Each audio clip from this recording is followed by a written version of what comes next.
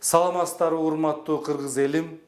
Темир Сариевден эстафетаны кабыл алып, Зайырбек Ажыматтын "Улутпуз биз" ырын сиздерге айтып берейин. Төндүк түштүк сай деп чектегениң, түпкү атаңдын арбагын тепсегениң. Бийлик үчүн мырзалар, бийлик үчүн биримдигин элиңдин экчебегин. Бир бүтүнгө айлансак улукпуз биз, бирикпесек улутту куруттук биз. Кыркырлардан жыйналган жыйын эмес, кыргыз деген улутпуз биз. Өрттөй көрбө, быкшытып өзөгүңдү, өлтүрбөгүн өзүңдү, өз элиңди, ата энеңден, жарыңдан, балдарыңдан артыгыраак сүй журтту мекениңди.